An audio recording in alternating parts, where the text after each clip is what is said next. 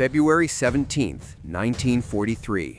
Kasserine Pass, Tunisia, North Africa. The sun rises over a landscape that will soon become a graveyard of steel.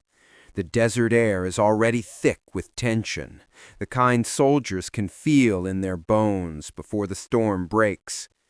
Corporal Thomas Evans sits in the gunner's seat of his M4 Sherman, affectionately called Lucky Lady by his crew. He's 23 years old, from Ohio, and this is his first real engagement against German armor.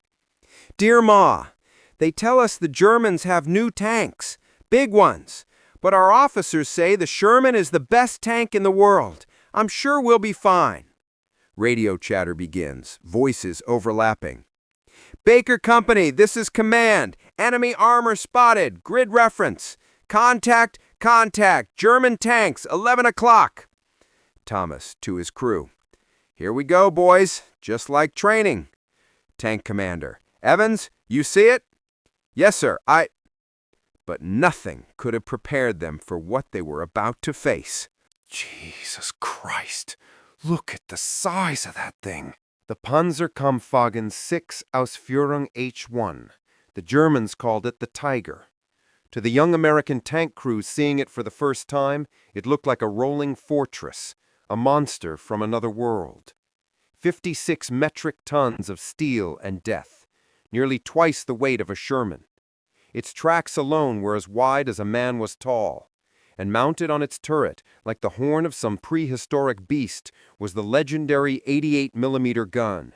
Tank commander. "Evans, put a round in it. Front plate." "Yes, sir. Loading AP.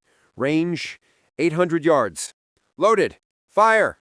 The 75mm armor-piercing round leaves the barrel at 2,030 feet per second. 3 pounds of hardened steel accelerated to incredible velocity. It should penetrate. The math says it should work, but math doesn't account for German engineering. The round strikes the Tiger's frontal glacis plate with a sound like a church bell struck by a hammer. For one brief, desperate second, Thomas Evans allows himself to hope. Then he sees it. The shell hasn't penetrated. It hasn't even dented the armor. The round has simply disintegrated, vaporized against the hardened steel, leaving nothing but a black scorch mark. "No, it didn't penetrate!" Loader. "Hit him again! Hit him again!" Thomas. "It won't matter! We can't!" And now the Tiger's massive 88mm gun slowly, almost contemptuously rotates toward the stationary Sherman. Tank commander, screaming, "Reverse! Reverse now!" Driver. "She won't move fast enough, sir!" Thomas, a whispered prayer. "Oh, God, we can't even scratch it." Thomas Evans was one of the lucky ones. His crew abandoned their tank seconds before the Tiger's 88mm shell struck, turning Lucky Lady into a blazing funeral pyre. But across the Kasserine battlefield, dozens of his fellow tankers weren't so fortunate. Wounded Soldier 1 being treated for burns. "It's not fair. It's not a fair fight." Wounded Soldier 1. "Our guns do nothing. We hit them 5-6 times, and they just keep coming." Wounded Soldier 2, 1,000-yard stare. "The sound, when our shell bounced off, like ringing a bell. And then, their gun, one shot. Everyone burned." Colonel Harrison, studying battle reports. "Gentlemen, we have a serious problem. In today's engagement, we lost 17 Sherman tanks. 17. The Germans lost 1 Panzer IV. Not a single Tiger was even damaged." Major Williams. "Sir, the crews are reporting that their AP rounds are completely ineffective against the Tiger's frontal armor. Some crews fired multiple rounds at point-blank range with no effect." Colonel Harrison. "Point-blank range? How close?" 300 yards, sir. One crew reported hitting a Tiger 6 times from 200 yards. All rounds deflected or shattered. "My God, what do? We can't fight these things." Within days, Allied intelligence officers began compiling what they knew about this new threat. What they discovered was sobering. Gentlemen, this is what we're facing. The Panzerkampfwagen 6, Tiger 1. Let me walk you through why our current arsenal is inadequate. The frontal glacis plate, 100 millimeters of face-hardened steel. That's nearly 4 inches. For comparison, the Sherman's frontal armor is 51 millimeters, half the thickness. But surely the angle? I'm afraid not. The Tiger uses vertical armor, yes, but the sheer thickness compensates. Our tests show that both the American 75mm gun and our 6-pounder cannot reliably penetrate at any practical combat range. The side armor? 80 millimeters, still thicker than our tank's frontal protection. The rear? 82 millimeters. Even from behind, it's a fortress. But the Tiger's defenses were only half the equation. Its offensive capability was even more terrifying. The 8.8 centimeter KWK-36 L56, based on the famous German anti-aircraft gun. Muzzle velocity, 2,657 feet per second, significantly higher than our weapons. The numbers told a devastating story. The Tiger's 88mm gun could penetrate the Sherman's frontal armor from 1,500 yards, nearly a mile away. The Sherman's 75mm gun could only penetrate the Tiger's side armor from 500 yards, and couldn't penetrate the frontal armor at any range. So what you're telling us is that a Tiger can kill our tanks from ranges where we can't even scratch them? And even if we close the distance, we still can't kill them from the front? That is precisely what I am telling you, Colonel. Then how the hell do we fight them? Desperate for answers, Allied tacticians developed what they grimly called the Tiger Doctrine. It wasn't elegant, it wasn't efficient, but it was all they had. Listen up. New tactical protocols for engaging heavy German armor, specifically the Tiger tank. Rule number 1.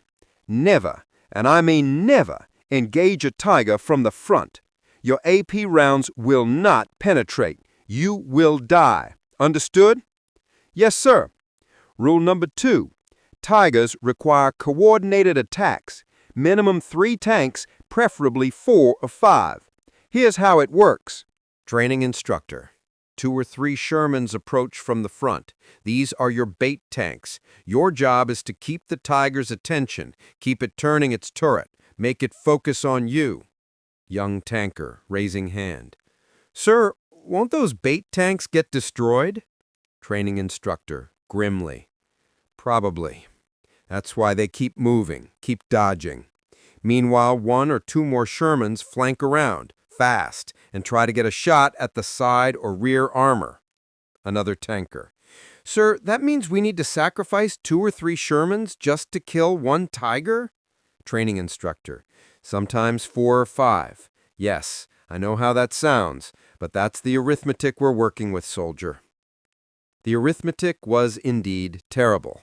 For every Tiger destroyed, the Allies lost an average of 4 to 6 tanks. And that if the tactic worked. In practice, the Tiger Doctrine was a nightmare. The coordinated attacks required precise timing, clear communications, and more than a little luck. Radio chatter, chaotic battle. Radio, Tank 1. Baker 3, I'm moving to flank, keep him busy. Radio, Tank 2. Roger, engaging. Oh, God, Jimmy's hit! Direct hit! Radio, Tank 3.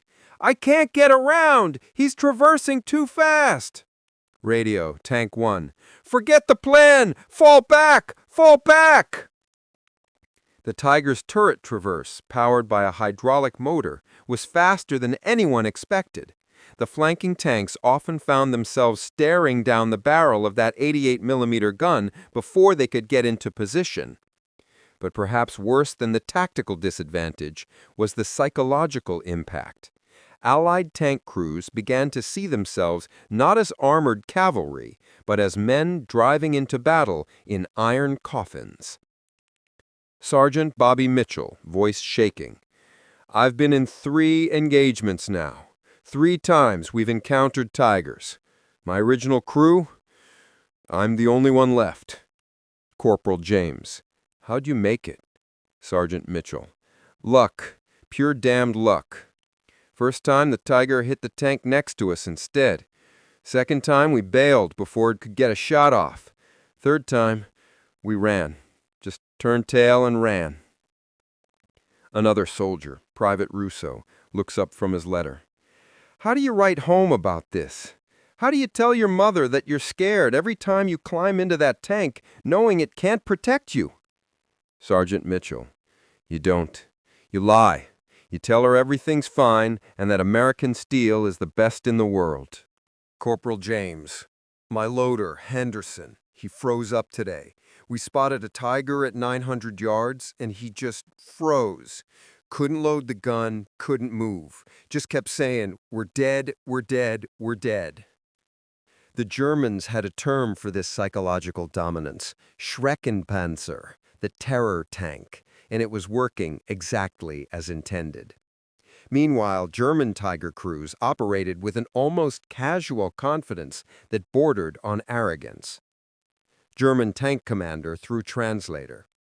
We fire at us like we are made of paper. Their shells bounce off our armor like toys. Sometimes I almost feel sorry for them. Almost. German gunner. We can take our time, select our targets. Their tanks cannot hurt us, but we can destroy them from any distance. It is like hunting rabbits. This psychological gulf was, in many ways, as dangerous as the tactical one. A soldier who believes he cannot win is already halfway to defeat. By mid-1943, the Tiger crisis had escalated to the highest levels of Allied command. The implications went far beyond individual battles. General Eisenhower via telephone. Gentlemen, let's be clear about what we're discussing here. If we cannot solve this problem, Operation Overlord, the invasion of France, is at serious risk. British Field Marshal. Quite right, General. Intelligence suggests the Germans are increasing Tiger production. If they can field significant numbers of these tanks in France, our beachhead could be contained indefinitely. American General Devers. Our casualties in Italy are already unacceptable. Every time we encounter a Tiger, we lose multiple tanks and crews. We're trading 5 Shermans for every Tiger. We can afford those losses in the short term, but, General Eisenhower, but not in the long term, and certainly not when we're trying to break out of Normandy. We need a solution. What are our options? We have 3 possible approaches, General. First, develop a heavier American tank with thicker armor and a bigger gun. Timeline? Minimum 2 years for design, testing, and production, and that's optimistic. Too long. Next option. Second, deploy more tank destroyers. The M10 with its 3-inch gun has better penetration characteristics. British officer. We've tried that.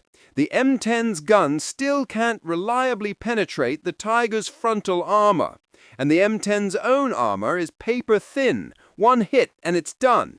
Ordnance Colonel. Which brings us to option 3. Develop a new type of ammunition that can defeat heavy armor without requiring a new gun platform. General Eisenhower. Explain. It's unconventional, sir. British and Canadian scientists have been working on a radical new projectile design. They call it Armour-Piercing Discarding Sabot. I don't care what they call it. Will it work?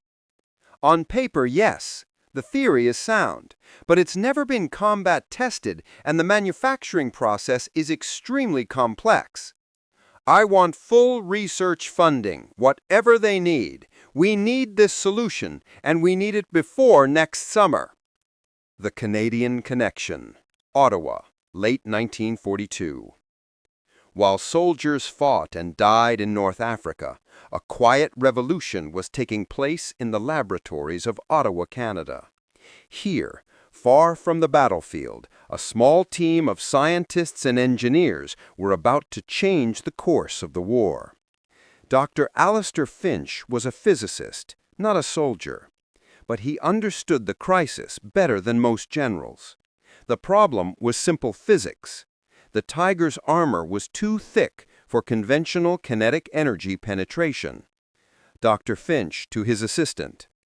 The traditional approach, a heavy steel shell impacting at high speed, has reached its limit. To defeat 100 millimeters of hardened steel, we'd need either a much larger gun or a completely different approach.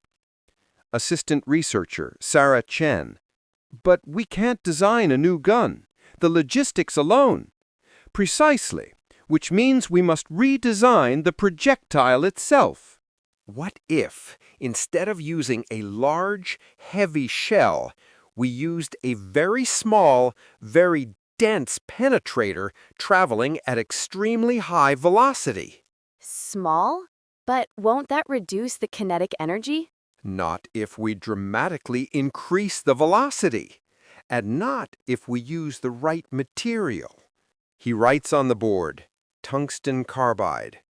Tungsten carbide. Density, 15.6 grams per cubic centimeter, nearly twice as dense as steel. Incredibly hard, almost impossible to deform. But how do you fire a small tungsten core down a large gun barrel? The propellant gases would just flow around it. Exactly. That's the genius of it. We wrap the small core in a lightweight carrier, a sabot, the French word for shoe. The sabot fills the barrel, capturing all the propellant energy. He draws the full design. Then, the moment the projectile exits the barrel, the lightweight sabot falls away, discarding itself. The small tungsten core continues forward at incredible velocity with minimal air resistance because of its small cross-section. Sarah studying the design, the energy concentration, all that kinetic energy focused on a tiny impact point. Exactly. We're not increasing the total energy, we're concentrating it. Like the difference between pressing with your palm versus pressing with a needle. Another scientist enters, Dr. Thomas Whitaker. Finch, I've been reviewing your proposal. The British Ordnance Board thinks you're mad. Do they have a better idea? No, which is why they're giving us 6 months and whatever resources we need. If we can make this work. We'll make it work. We have to. What followed was 6 months of the most intensive research and development effort in Canadian military history. The team faced challenges that seemed insurmountable. Challenge 1. Tungsten carbide is extremely difficult to machine. It's so hard that conventional cutting tools simply shatter against it. Dr. Finch, we've gone through 20 drill bits trying to shape these cores. 20! The material just won't cooperate. Try diamond tip tools and slow the rotational speed. Let the diamond do the cutting, not force. Challenge 2. Designing the sabot itself. The carrier had to be strong enough to withstand the massive forces during firing, yet weak enough to separate cleanly and consistently. Sarah, reviewing high-speed footage. This one tumbled end over end after separation. This one didn't separate at all. This one shattered inside the barrel, destroyed the gun. The sabot design is critical. Too strong and it stays together, causing the whole assembly to tumble. Too weak and it disintegrates prematurely. They tried dozens of materials, aluminum, magnesium alloys, even compressed cardboard. Each test brought them closer to the right combination. Finally, after 143 failed tests, they achieved success. The sabot separated perfectly, the petals peeling away cleanly, and the tungsten core flew true. The results were spectacular. The tungsten core, traveling at 4,000 feet per second, punched through 100 millimeters of steel as if it were paper. My God, it went completely through. And look at the hole. It's perfectly round. Clean penetration. Gentlemen, we've just obsoleted the Tiger tank. The Canadian breakthrough was immediately shared with British ordnance experts who recognized its potential. But turning a laboratory success into battlefield reality required solving an entirely new set of problems. The physics are proven, but we need a gun powerful enough to launch this projectile at the required velocity. Our 6-pounder won't do it. Even the American 75mm is marginal. What about the 17-pounder, sir? The 17-pounder. Yes, it's powerful enough, but can we adapt the APDS design to that caliber? The 17-pounder anti-tank gun was Britain's most powerful weapon. With a caliber of 76.2 millimeters and a long barrel for maximum velocity, it was the perfect platform, if they could make it work. The British team, working closely with their Canadian counterparts, spent months perfecting the 17-pounder APDS round. Every component had to be precisely engineered. Engineer Wilkins, showing cross-section model. The tungsten core, 17 millimeters in diameter, 90 millimeters long. Weight, precisely 3.45 kilograms. Any variation affects ballistics. Engineer Wilkins. The sabot, 3 segments, aluminum alloy, precisely balanced. If one segment is even slightly heavier than the others, the core will tumble after separation. Assistant. How do we ensure consistency in mass production? Engineer Wilkins. We don't, not initially. Early production rounds will be hand-selected, measured, and matched. Only the most precisely manufactured rounds will be issued for combat. The ballistics were unlike anything the engineers had encountered. The APDS round didn't follow normal trajectory calculations. Ballistics officer. The problem is drag coefficient. A conventional shell has a predictable flight path, but the APDS, after sabot separation, has such a small cross-section that air resistance is minimal. Ballistics officer. It flies flatter, maintains velocity longer. We need entirely new range tables. Everything the gunners have learned about bullet drop and lead time, it's different with APDS. Major Hayes. How much different? Ballistics officer. At 1,000 yards, a conventional AP round drops 15 feet. The APDS, only 8 feet. The gunners will need retraining. Even with the design perfected, manufacturing APDS rounds at scale proved extraordinarily difficult. Each round was a precision instrument requiring tolerances more typical of watchmaking than ammunition production. Factory manager.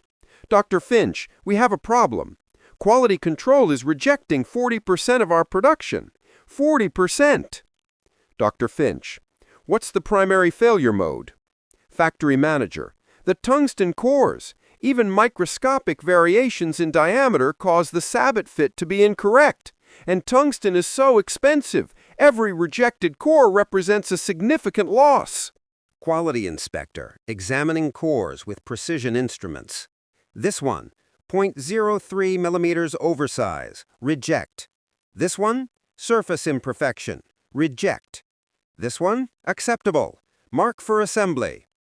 Tungsten itself was a strategic material.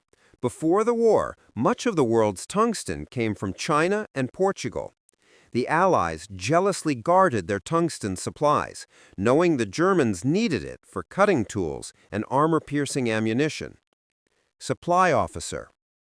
Gentlemen, we face a choice. Tungsten allocation. Aircraft manufacturers need it for cutting tools.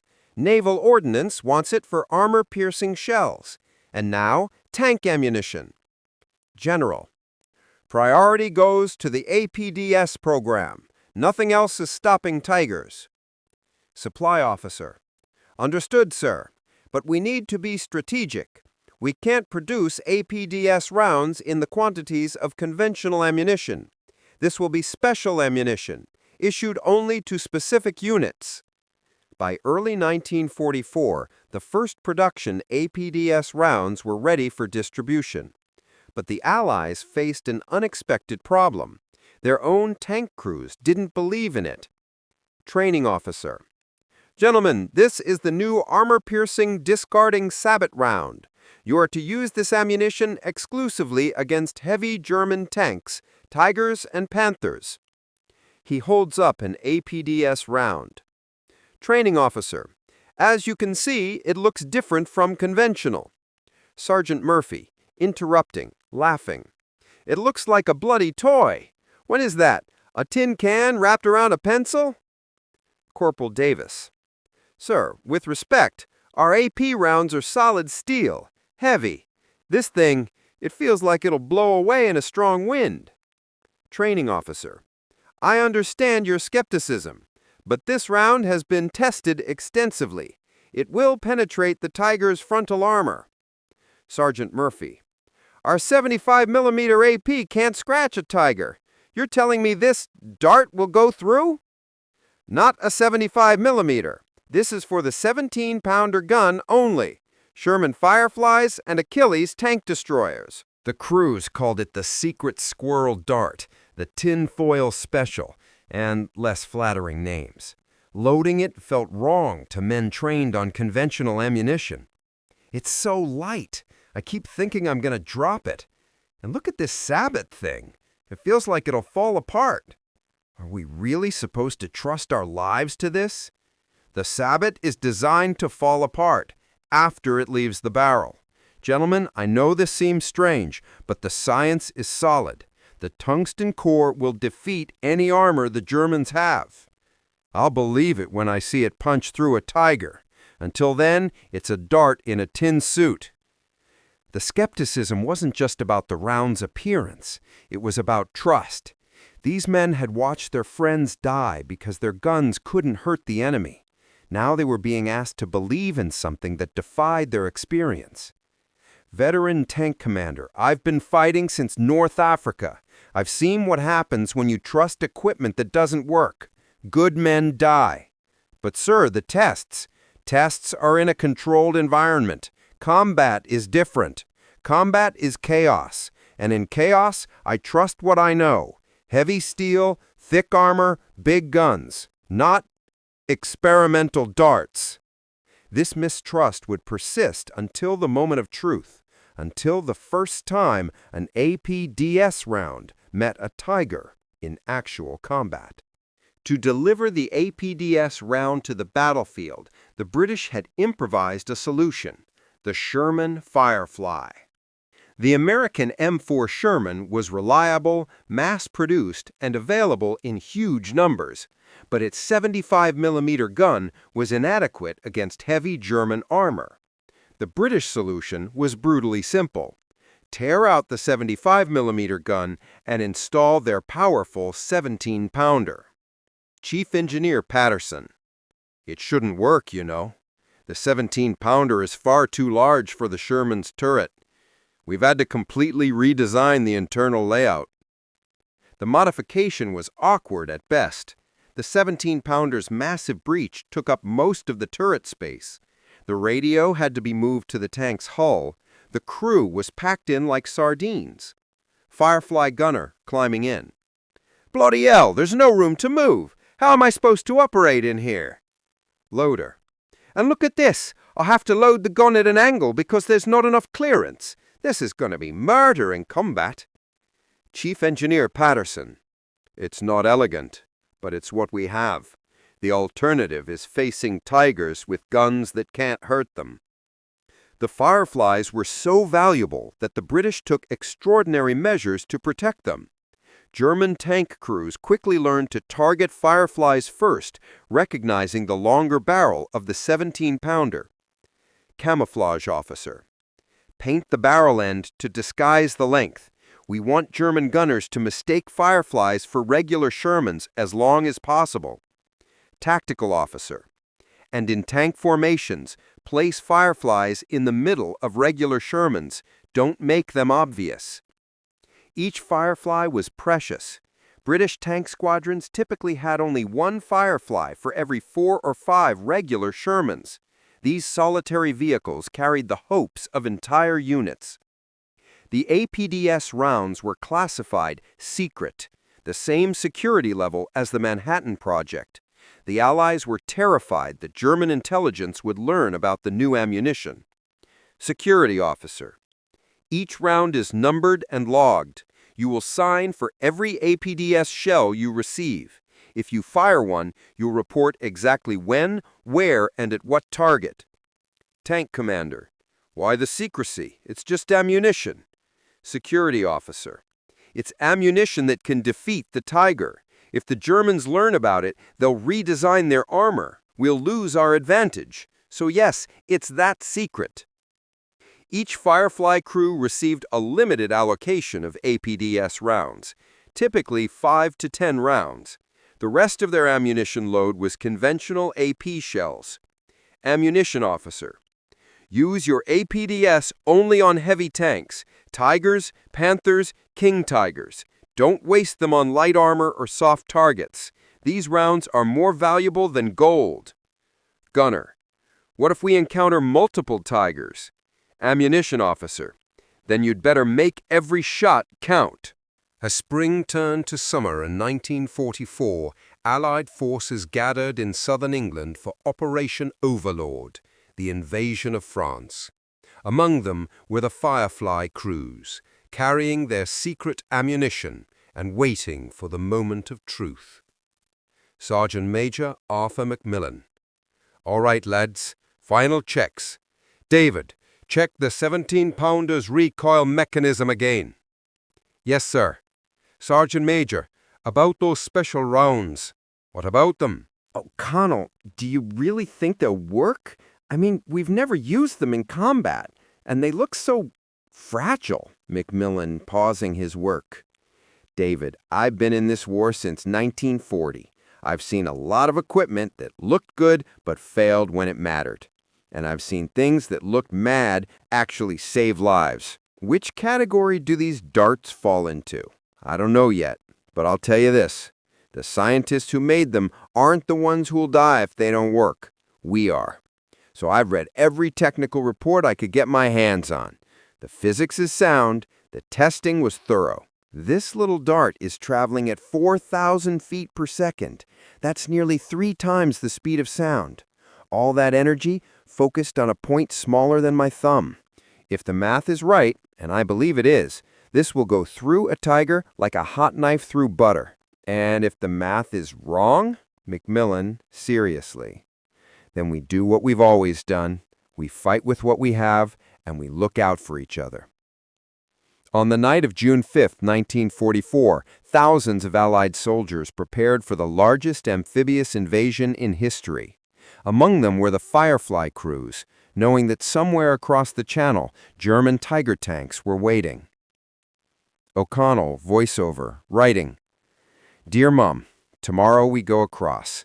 They've given us new ammunition, special stuff that's supposed to stop the German heavy tanks. I hope it works. I really do. If anything happens to me, know that He stops, crosses it out, starts again. O'Connell, voiceover. Dear Mom, tomorrow's the big day. Don't worry about me. We've got good equipment and good training. I'll be home before you know it. Love, David. The German gunners laughed at the weird round until it vaporized their invincible Tigers. And in that moment, they learned what every military leader must remember. Innovation defeats brute force. Intelligence defeats armor. And sometimes, the smallest weapon carries the biggest impact. If you found this story of wartime innovation fascinating, subscribe for more untold tales of the weapons and technology that shaped World War II. Let us know in the comments what other underdog military technology deserves its moment in the spotlight.